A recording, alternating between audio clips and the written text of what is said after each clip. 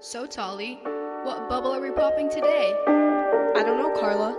Let's find out.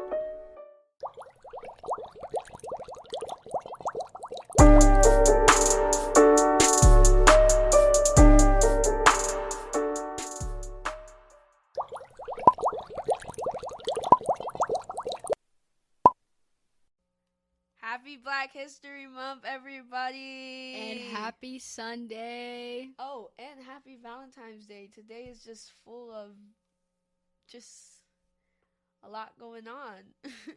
I don't really like Valentine's Day, but happy Valentine's Day to those who celebrate. Anyways, not Carla being a hater on Valentine's Day. It's not even that. It's just the fact that Valentine's Day is a really dumb holiday, in my opinion. So, Let's talk about it. no, let's not talk about it. Let's talk about We got it. Why? plans. No, let's talk about We it. got plans for this episode. We could spend 5 minutes talking about why Valentine's Day sucks, Carla. Go ahead, let's go. Debate. Go ahead. Yo, why are you trying to derail this episode? Let's Anyways, I just think that it's stupid because it's literally for corporations to make money off of people buying chocolates and flowers and all that other stuff. Like, why can't y'all appreciate your loved ones every other day of the year? I hate this excuse. I hate it. First of all, when was the last time you unexpectedly bought someone or wrote someone a note? Apart from their birthday and the holidays, when did you ever do that for somebody to show your love? I've done that plenty of times Really? before. Really? Yes. Unexpectedly. Yes. You wrote them a note and was like, I love you, blah, blah, blah, blah, blah. Yes. Spontaneously. Yes. First of all, for those of y'all who hate Valentine's Day and y'all give me the same excuse talking about I don't have a significant other, they're big corporations, blah, blah, blah, blah, See, blah. that's not even my excuse. That's literally what you just said. That's Those not are what all I said, though. excuses. I don't hate Valentine's Day because You I'm literally lonely. just said Which, that. by the way, I'm not. Okay. But I just think that it's stupid. Like, I just don't see the point. I'm I sorry. don't see the problem of spending some money on someone and getting them gifts and chocolate, even if it's expected. I love getting notes. That's not the problem. The problem is that why you got. It's just one day out of the year. Okay, and what about Christmas? Then you're gonna say you hate Christmas? You hate getting gifts on Christmas? Companies exploit people on Christmas time too. Don't you dare! Thanksgiving Don't you time. dare It's the equate same thing. Christmas. It's the Don't same you thing dare to me. equate Christmas to freaking But Valentine's that's basically Day. what you just said. You just said big companies exploit people on Valentine's Day. Christmas, they do the same thing. Thanksgiving, they do the same thing. St. Patrick's Day, they do the same thing. But The that's Super not Bowl, the they same. do the same thing. It's not the same. All the same holiday. It's not the same though. It really isn't. You know, I just think that Valentine's Day is stupid, and that's my final opinion on that. Okay, well, anyways. Can we please get into the Speaking episode? of Valentine's Day, if y'all didn't know, yesterday, February 13th, was Black Love Day. I know, we be dropping some knowledge on y'all. Y'all don't even expect this. But yeah, yesterday was Black Love Day. So, you know, my black people, we really just be winning during February. We got Black Love Day and then Valentine's Day. For those of you who hate Valentine's Day, I don't really know what to tell you. Tully, but it's Valentine's, not Valentine's. I say it however I want. Please. Valentine's Day, Valentine, You know Valentine. that Valentine is coming. Where's your boyfriend? Okay. Anyways, I hope y'all enjoyed that little debate. Me and Carla have been talking about this for like weeks now. nonstop. It's not a valid excuse to me. But Well, let's agree to disagree. all right. Okay, so in last week's episode, Tali and I said that, or Tali mentioned that a lot of the products that we consume were most likely created by a black person. So, the same can be said for movements to get rights for people, and that includes the LGBTQIA plus community, which queer black people, especially women, don't get enough credit for. So, in true popping the bubble fashion, Tali and I will be giving credit where it's due today. Yeah, so like we said last week, first and foremost, we want to start with a quote or a poem. So today, this quote is from Marsha P. Johnson, and it says, "History isn't something you look back at and say it was inevitable. It happens because people make decisions that are sometimes very impulsive and of the moment. But those moments are cumulative realities." That's just so... History isn't something you look back at and say it was inevitable. Like, that's so true. I think people forget because it was so long ago, like it's a history that it was probably just a spur of the moment decision that people decided to make. I don't know. I think a lot of the decisions in history are very like spur of the moment, but then it's what happens after that spur of the moment. Right. Like we get it. We're humans. We make mistakes, but a lot of the times when you're reading like history and you're talking about history, you're kind of just like, this was dumb and they could have been stopped. I feel like I always say that in history class or in my head when we're talking about something, and I'm just like, yeah, no, we didn't have to do that.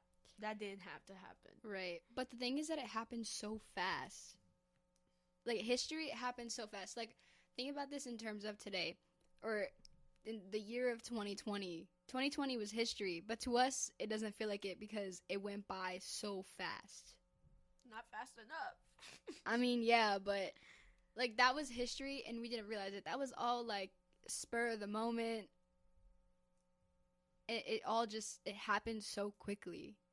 And, I don't know, I feel like this is what this quote pertains to. But I want to get into it about Miss Marsha P. Johnson.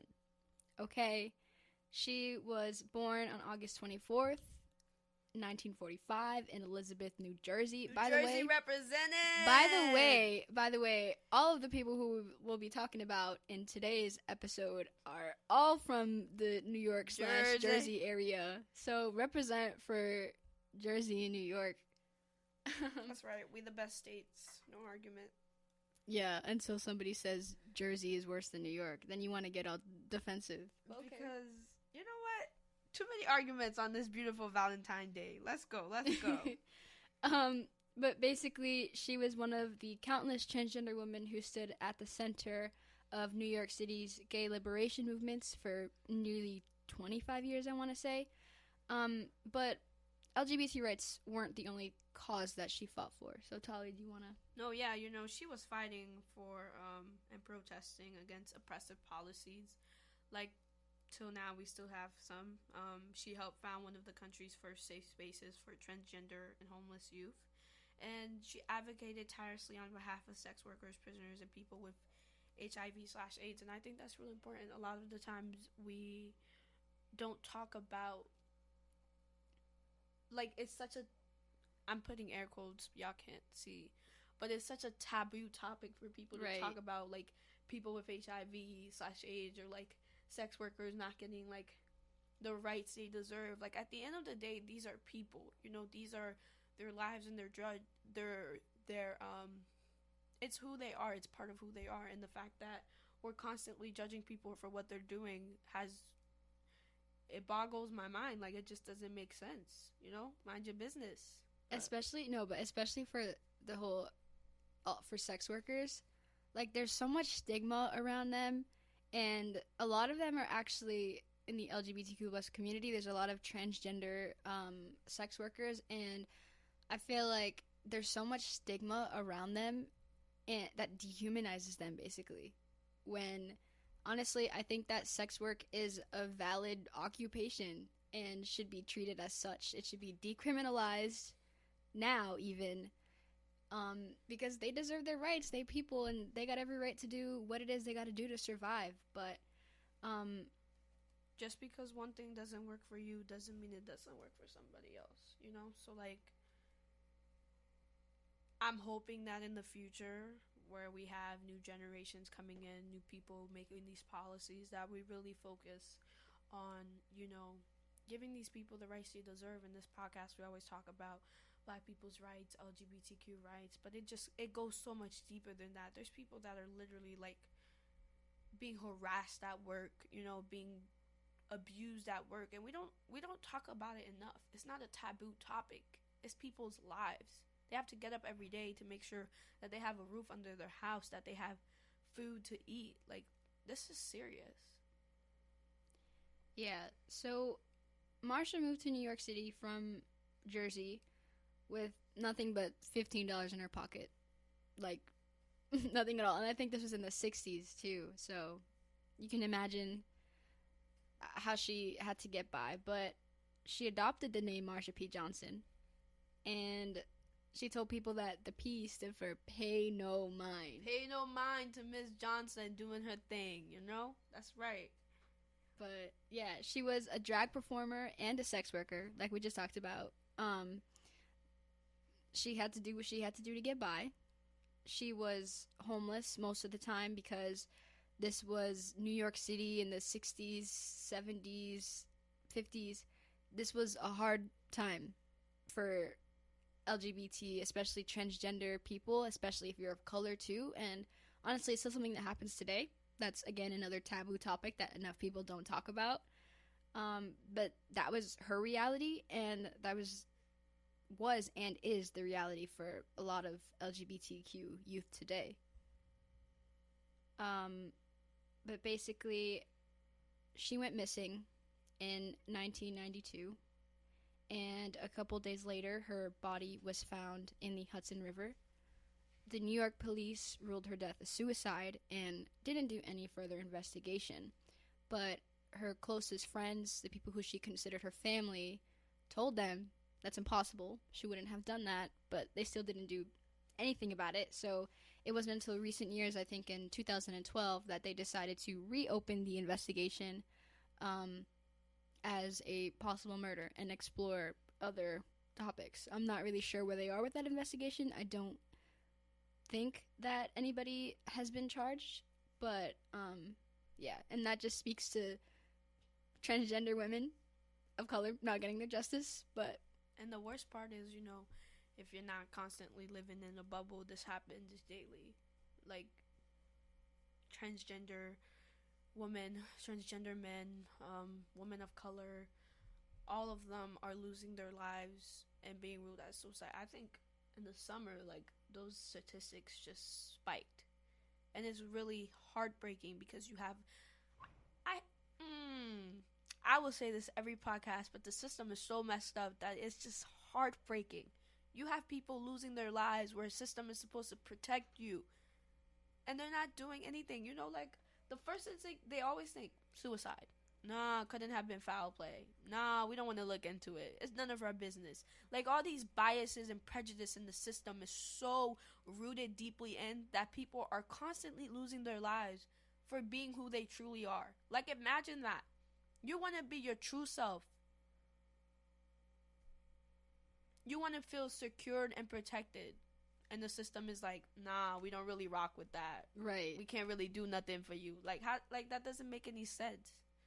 There's no justice at all. There's no equity. There's no nothing. It's literally like, and it's something that you can't control. Who you are is who you are. You don't wake up and make a choice. It's literally who you are. And for you to be persecuted and harassed and discriminated against for who you are at your core, which is something that you can't control, is like completely, I don't even know. It sucks. It's crappy. It's real crappy. But, you know, even though we lost her very early, she's remembered as one of the most significant activists for transgender rights. And, you know, I'm not gonna lie, I didn't know about her until a few years ago because we don't get to learn about these things at school. When do we have a class that's like, let me sit y'all down and tell y'all about LGBTQ history? We don't get those things. So, you know, I was very, I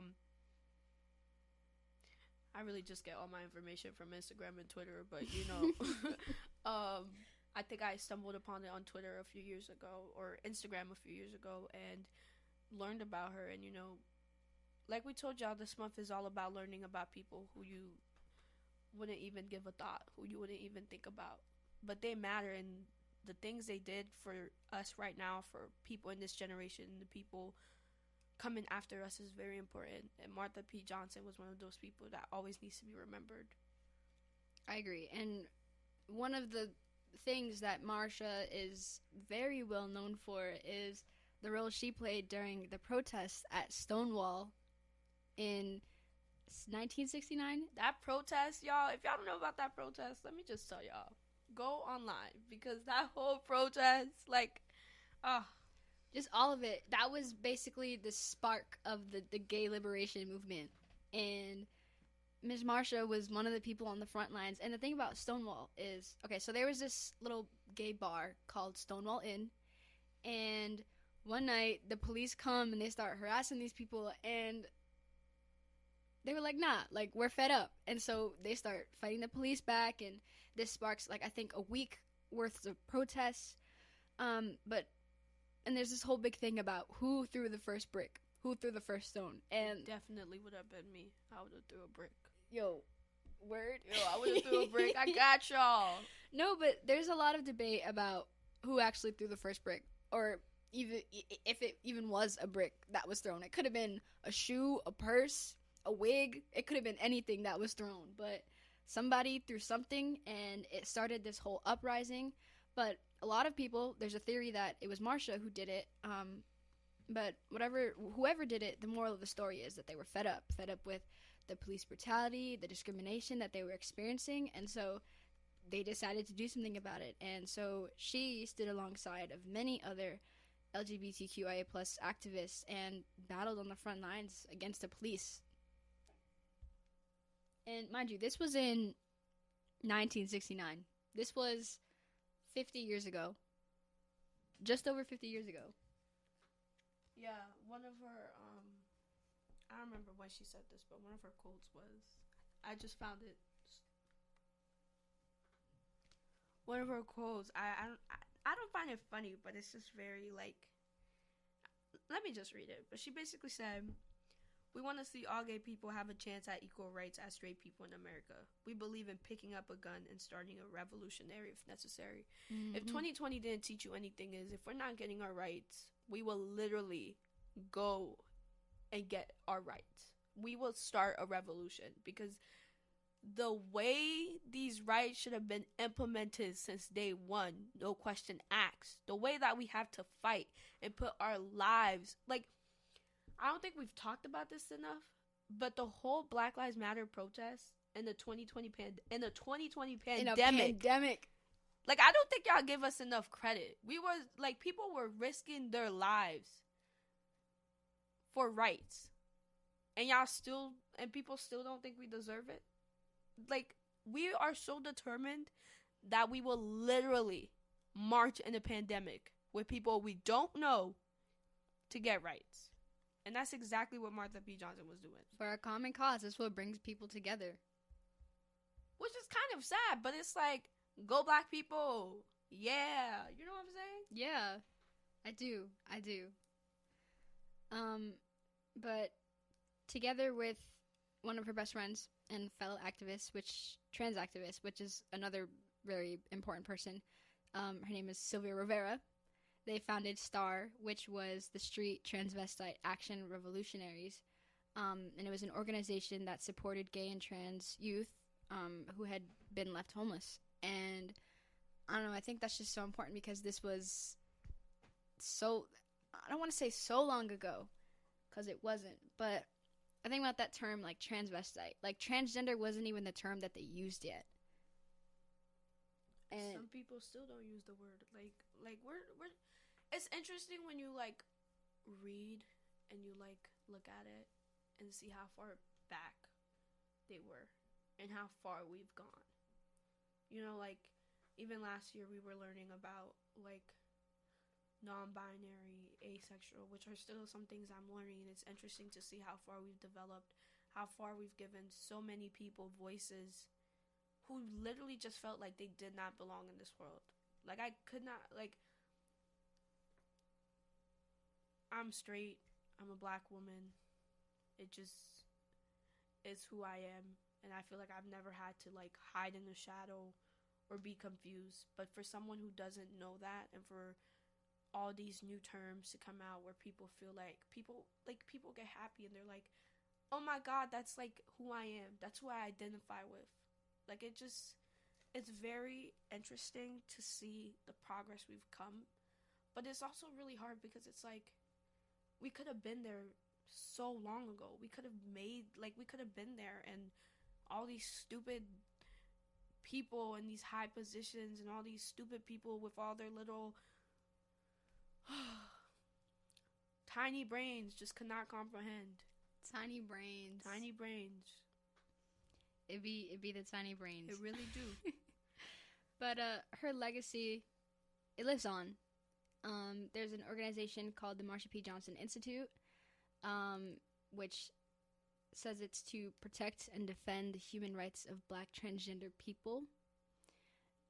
And actually, in February of last year, so about a year ago, the mayor of New York renamed the East Riverside State Park in Brooklyn the Marsha P. Johnson State Park and announced that there will be a statue created in honor of her, which is supposed to be unveiled this year. Yeah, and if you want to do more research, we're always giving you guys movies and shows to watch. And there's a documentary on Netflix about her called The Death and Life of Marsha P. Johnson. It's one thing for us to give out these facts and talk about it, but like we always say, like, you don't get to listen for 45 minutes of this podcast and think you know enough. Go out, do your research, open a book, watch a movie. There's so many more things out there. We're always here to give information, but we know it's not enough. We don't get to say all we want to say in these 45 minutes or so. Lord, there is so much we could say that we don't, because we would be here for hours. We would be here for hours. Days, weeks, months. Because sometimes we just gotta be like, all right, we gotta keep pushing. But there's literally so much to say, and especially with this series, it's called Celebrating Black Life, or Black History and Life, to be honest. But this, like, there's so much to be said, and the fact that February, like, every month should be Black History Month. That's what I keep saying. Shoot. You can't possibly fit this complicated, beautiful, hurtful history all in 1 month. It's absurd to me. And then how do we not have these curriculums in school? Like, Black history is American history. That's a whole nother conversation. Like I said, y'all. But so like last week, we talked about multiple people, and another prominent queer Black person is James Baldwin. He was born in Harlem, New York in 1924. New York represent. I'm not from New York, y'all, but I'm just saying. He was a writer and social critic, and he was best known for his 1955 collections of essay Notes of a Native Son and his groundbreaking 1956 novel Giovanni's Room, which he depicted of his homosexuality and bisexuality. And his novel stood out among a lot of literary critics because it featured all white characters. And this was so unlike other civil rights activists at the time, because most of their novels were centered around Black characters. But I think for his novel to sort of be from the perspective of white people, I don't know, I feel like it kind of might have opened their eyes to that. I think it was it Toni Morrison? Maybe it was her, but I don't remember who, but it was like, she was being interviewed, and the white lady was like, would you ever write about, like, white people? I'm pretty sure it was Toni Morrison. I don't know. But she basically was like, why would I do that? She was like, don't you guys have enough of those stories? Like, I'm writing about Black people because I'm Black, and we need more stories. So, it's really interesting for Baldwin to do it from, like, an all-white perspective. Yeah, I agree. And I don't know, I wonder, like, what his writing process was, because I might be biased sitting down and trying to enter the world of a white person. Oh, man. English class lately. Oh, we've been reading. What are we reading? The Great Gatsby. Ooh. I hate that book. I'm sorry, y'all. I do not see the hype. I think it's very dumb. And this is speaking from someone who loves reading books. This book is just terrible, but some of the things he just says, and I understand, like, at the time, like, historical relativism. Black people were there was racism at the time. There was racism at the time, but some of the stuff in the book, I'm just whoa, bring it back. We did not just say there was racism at the time. There is still racism, but racism took a different form. Like, he was, like, just, the book just irritates me, like, and they don't even mention Black people like that.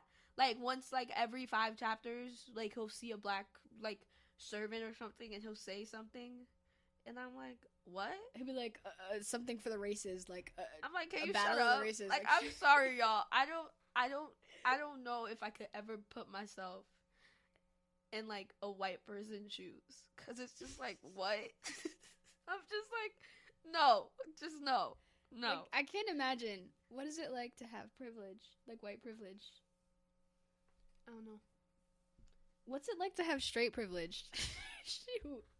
I don't know. Yeah, you do. But what does that mean? You got straight privilege, girl. I mean, I don't really know. Discussion for next time. Maybe we should bring someone who's white and ask them about white privilege. You know what? That's a really good idea. Okay, that's another... Next one? Sue? That's another series. Another series? That's another series. What does white privilege look like? What does it feel like? What does it feel like to be white? I just want to know. Me too. Do they feel? I don't even know. Moving on. Why are we getting so sidetracked? Back to James Baldwin. He spent a majority of his literary and career as an activist educating people about what it's like to be black or queer, and he did this during his famous lecture, which was titled "Race, Racism, and the Gay Community," at a meeting of the New York chapter of Black and White Men Together. And I think that's now known as the Men for All Colors, right? Mm-hmm. And so this was in 1982, by the way. I don't know, that education piece, especially in the 80s, He's a cool dude. like, he's such a great writer. He is. I recommend y'all read his books. And not only that, but I feel like a lot of us have seen his quotes, at least, because I swear to God, I'll watch a TV show and it'll be like a James Baldwin quote every other, like, his quotes are so well known. On and the campus, thing is, though, our history class has a James Baldwin literally, his quotes are so well known. But the thing that, like, I didn't even know till recent was that he was gay. Like, I didn't even know that, and I was seeing him all over the place. Isn't that crazy? The things you find out in Black History Month, y'all. We just educating out here. Educating ourselves and others. So his quotes are obviously very well known, as we just mentioned. So I have two favorite quotes from James Baldwin, and Tali has one of her own. So we're going to be sharing those. So the first one is, everybody's journey is individual. If you fall in love with a boy, you fall in love with a boy. The fact that many Americans consider it a disease says more about them than it does about homosexuality. Like, that's just hitting the nail with the head. I don't know what that metaphor is, but that's just so, like, yes, yeah. I can't even say anything about it because it literally speaks for itself. But the other one is, you have to go the way your blood beats. If you don't live the only life you have, you won't live some other life. You won't live any life at all. And that one, I don't know. I feel like that one is really important for me to hear. And it pertains to everything, not just, you know, being comfortable with your sexuality and your gender and stuff, but I think that just speaks to everything. Like, it's about life. YOLO. You only live once. You only live once. Do what you want to do, because once it's gone, it's gone. Once you dead, you dead. What you gonna do? What shoes you got on in your... Why are we like this today? Y'all, I'm so sorry. I don't even know. I don't know.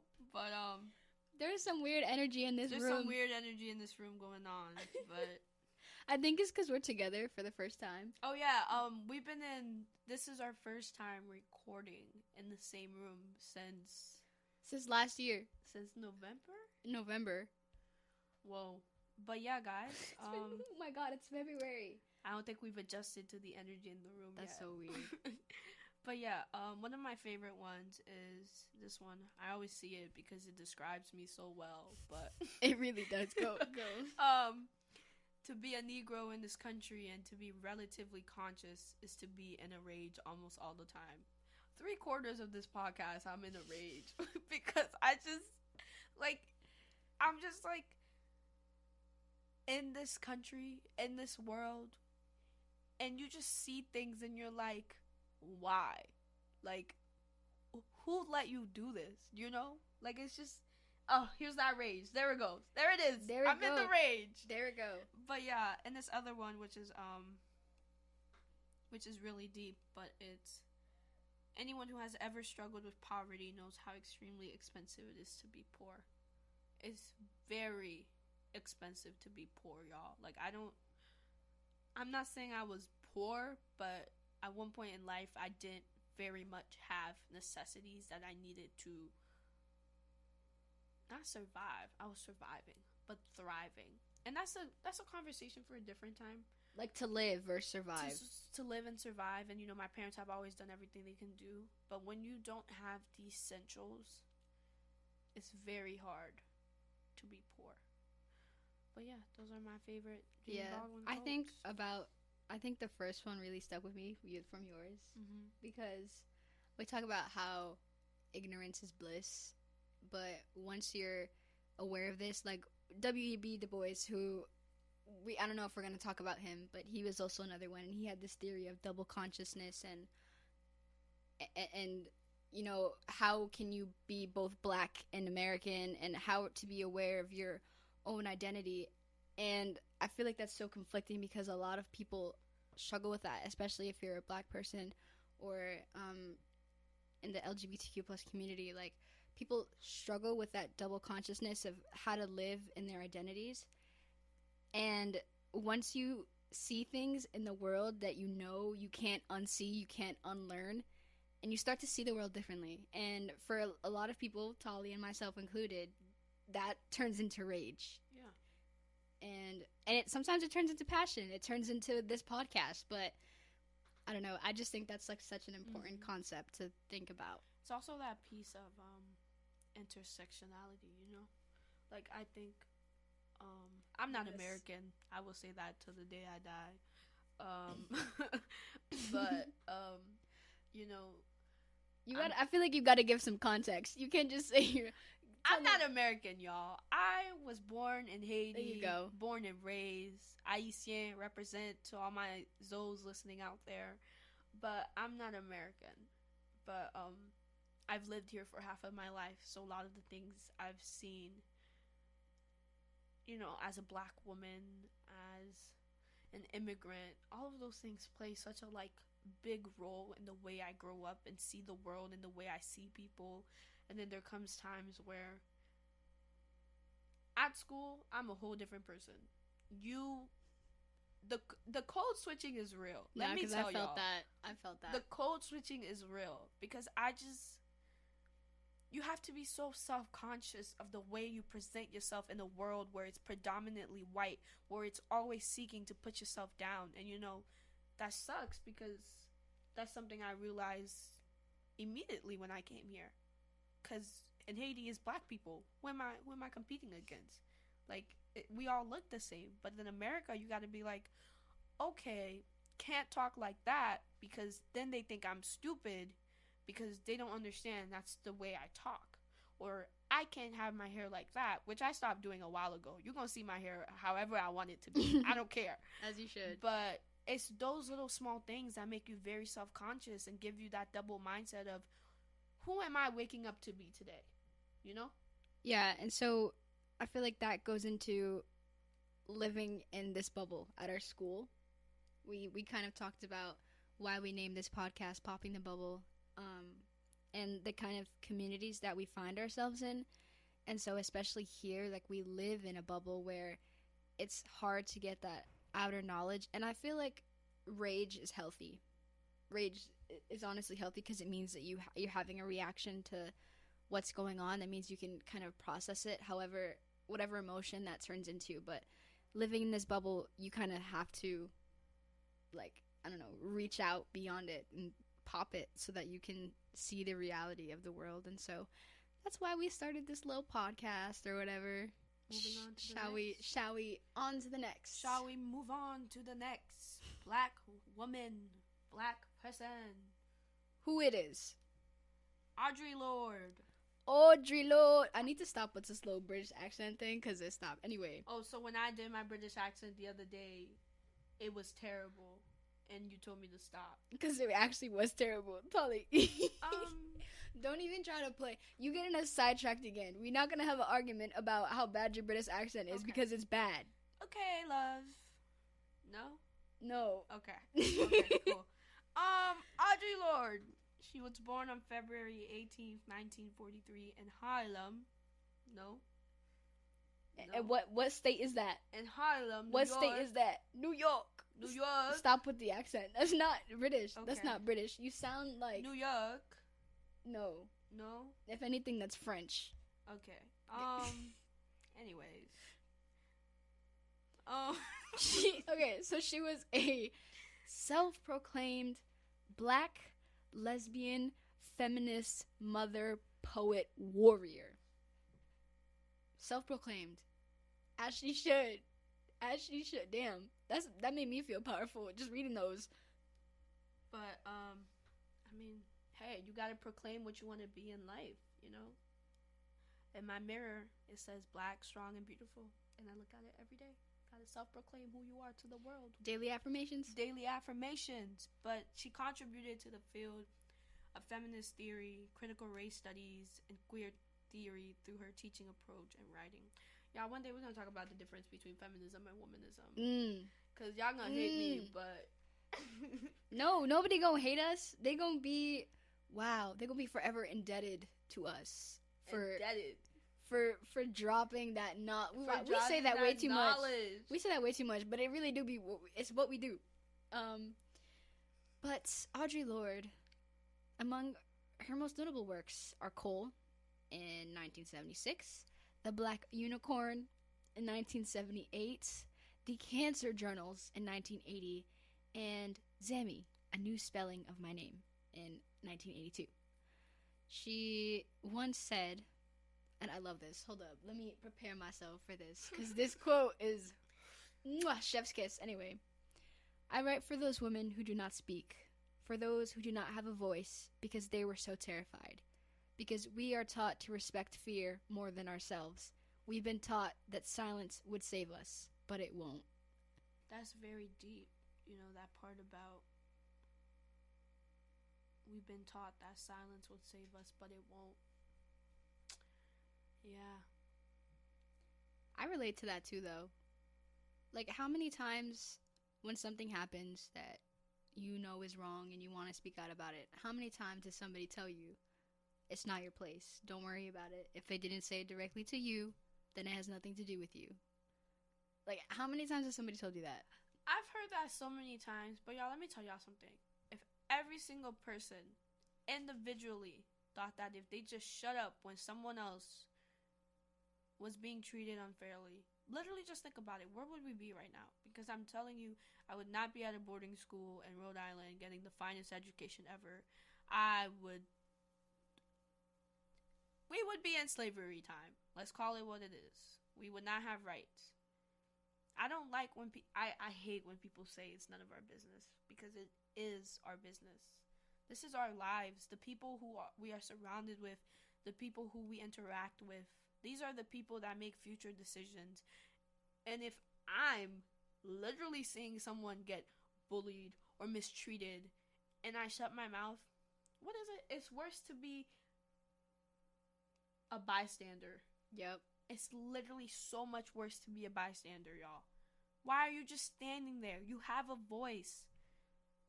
And it's like people expect us to live in fear all the time. And I'm not gonna lie, like, I used to live in fear. I sometimes still do, but like the more I live in fear, the less true I'm being to myself.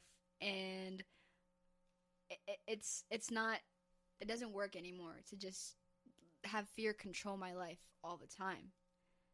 And I don't know, she said we respect fear more than we respect ourselves, and I think that's so true. But at the same time, if people didn't overcome their fears and they weren't brave and they said something or did something, then we wouldn't be living in the world that we live in today. We wouldn't have made those improvements that we've made, and honestly, we still have far to go, and that's going to be attributed to people who don't let fear rule their lives. The brave people. Yeah. Shall we move on? We shall move on. Okay, this one is one of my favorites. Tully, take it away. Willie Ninja. Willie Ninja. Let him know. Let him know. I get to do it? Of course. Do I get to? Okay. Of course. Yo. All you. Yo. Okay. All right. So, quick context. We've talked about this before on this podcast, but I love the show Pose. Okay? If you haven't seen it, go freaking watch it. Please. They canceled it for no reason, but Please go watch. I need to stop. I'm just so excited. Okay, so born William Roscoe Leake on April 12th, 1961 in Middletown, New York. Again, New York represent. That said Middletown, Rhode Island. I was like, oh my god, we go to school here. No. Other Middletown in New York. In New York. Also, April 12th, that's my little brother's birthday. Oh my god, my little brother shares a birthday. What, really, Ninja? Anyway. That's my best friend's birthday. Willie was a dancer, a choreographer, and the grandfather of Vogue. Vogue. And this has everything to do with Pose, and we just gonna get into it. Those ballroom scenes, y'all. Tell I'm just saying, they go hard. That's all I have to say. Those ballroom scenes and Pose, they go hard. Maybe like they do. The category is, I'll be like, Butch Queen. Oh, stop. Anyway, so tell them about what voguing is, though. So voguing is basically a dance style that was characterized by angular body movements and exaggerated runaway poses. I feel like I vogue every day, y'all. I just be moving. You like when you look at yourself in the mirror, it's like you start voguing out of nowhere. We need like some music in the background. But yeah, it became popularized in the late 80s and early 90s, and it was introduced to the public in the award-winning 1990 documentary Paris is Burning. Paris is burning. Paris is burning. Paris is burning. Should I say it in French? No. Paris est... Do you know the word? I give up. Yeah. But it was popularized by Madonna in 1990 with her hit song Vogue, and it really started in the ballroom culture, which was booming in the 80s and 90s, and the ballroom was a safe place for black and Latinx queer people to go be themselves. Facts. They could dress up in drag, and honestly, it was all about their gender expression and their identity. They could be whoever they wanted to do, represent themselves in whatever way they wanted, and they could do it because it was a safe place to do it. Like, ballroom culture, it makes me so angry that not enough people know about ballroom culture. If you want to learn more, I'm telling you, watch Pose. It is a very good chef's kiss. Mwah. Those scenes, I'm telling you, they go hard. They really do, and you learn so much about like this time historically. Like, obviously, there's the added drama of TV shows or whatever, but you learn so much historically about the time and what it was like to be a queer black person living in New York in the 80s and 90s. Like, it is so important. And especially with this ballroom culture and this voguing, because like we said, black people are always at the forefront of pop culture. And in the 90s, it may have been Madonna's song Vogue that popularized this, but this dance was born in ballroom culture, which was by black, queer, and Latinx people. Like, it the forefront of pop culture. Like, black people are really the forefront of everything. So, well, not everything, but everything. Most everything. Like, we really just, you know what? We just it, okay? No one can do it better like black people can. I said what I said. Go argue with somebody else. Not me. No, but, like, it was honestly, like, it's essential to black culture. And even today, like, drag is so... RuPaul's Drag Race and all those other shows, you have ballroom culture and queer black people to thank for that. Because I'm telling you, this wouldn't have been a thing had they not been brave, had they not, been afraid to show up and be themselves in the ballroom. And oof, black people, queer black people, Lord. But honestly, yeah, today we talked about a lot of different diverse ways that black queer people contributed to black issues, black history, rights. black rights. You know, Mm-hmm. most of the time we talk about MLK and Rosa Parks, which I've said again, like, props to them. They did some big things, but we need to look deeper into, there's black queer, there's black trans, there are so many different types of black people out there that we can't focus on the straight black men and women. We have to focus on everyone, because everyone's fighting different battles. But at the end of the day, we're all black, and that's what Black History Month is about, celebrating that blackness that we share, that we were blessed with. The intersectionality of the black identity. Yes. There's so much. Like we said this before, but black people really be diverse. Real diverse. Anyways. We could go on. Like, I'm telling y'all, we really could sit here and just talk about how black people are amazing all day, 24/7. But we won't. We won't. Sadly, we won't. Because we've been here a while. But we'll be back next week. Best believe. So like we promised last week, we did create a YouTube playlist. If you got Not YouTube. Oh no. No. Let me retract. Bring it back. Bring it back. Rewind. Like we promised last week, we did create a Spotify playlist. It's under Popping the Bubble. And you know, we have some songs. If you have any more songs from black artists that's celebrating Black History Month and just us being wonderfully black people, please DM us or email us on our Popping the Bubble handles. We would love to hear from you guys. We'll post something on our story, so we'll give you guys the opportunity. Yeah, if you're not following us on Instagram, you're really missing out. That's where all the info is. That's where all the info is. But like the playlist is called Celebrating Black History. We'll put it in our Linktree thing, the link in our bio on Instagram, so you all can access it. And yeah, we'll see you next week, because like we said, we're doing a whole month of just black love and black history and black joy. Don't joy. Forget the black joy. I could never. But any good black shows or movies you watched lately, Carla? We could end it on a good note.